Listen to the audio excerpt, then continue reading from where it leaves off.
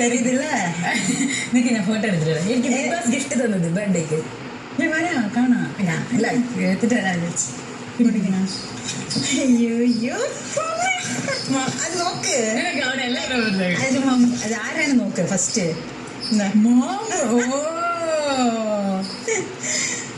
ഇതാണ് ഞാൻ കൂടെയുണ്ട്.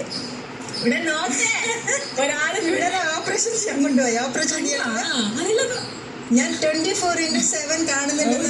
അറിയാം. അപ്പൊ എന്നെ കാണണ്ടോ ചോദിക്കുന്നത് എല്ലാം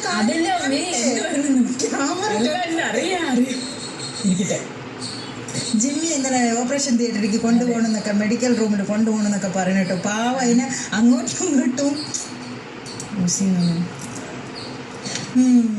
ഇതാ ഫോട്ടോ. ഇതല്ല ഇത് ബർത്ത്ഡേക്ക് അർജുനക്ക്.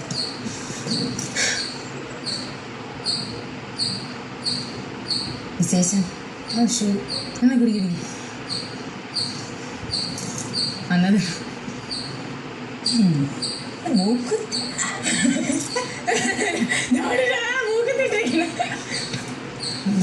സൗഖ്യമാ. പിന്നെ എങ്ങനെയുണ്ട് നിറയെ ഇത് കണ്ട്. നീ ഉറക്കമില്ല കേട്ടോ നിനക്ക്. ഞാൻ ചോദിക്കണം മമ്മി വന്ന വീഡിയോ 2 വീഡിയോ, അതായത് அந்த 2 വീഡിയോയിലും മമ്മിക്ക് വന്നിട്ട് എന്തോ ടയേർഡായിട്ട് ഒരു ഇതായിട്ടിരുന്നു. ഇന്ന് ഞാൻ 24/7 കാണുന്നുണ്ട്. അപ്പൊ എനിക്ക് ഉറങ്ങാനൊക്കെ വരും. പക്ഷെ നീ ലൈറ്റ് ഓഫാക്കി നിനക്ക് ഉറങ്ങാമല്ലോ. നമുക്ക് സമയമല്ലോ, വെളിയിൽ നിന്ന് കാണാം. പക്ഷെ അപ്പൊ ലൈറ്റ് പെട്ടെന്ന് ഇല്ല ലൈറ്റ് വന്നിട്ട് ഓഫാക്കിയ നിനക്ക് ഉറങ്ങാം.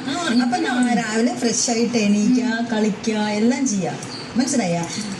അപ്പൊ ലൈറ്റ് ഓഫാക്കിയ കിടന്നുറങ്ങുക. കണ്ട ഞാൻ 24 അല്ല എന്ത് പറയണെന്ന് എന്ത് പറയുന്നു കണ്ട. അതാ പറഞ്ഞത്. അത് അതാണോ? അത് അപ്പൊ ഒരാളെ ഒന്നും പറയാൻ പറ്റില്ല.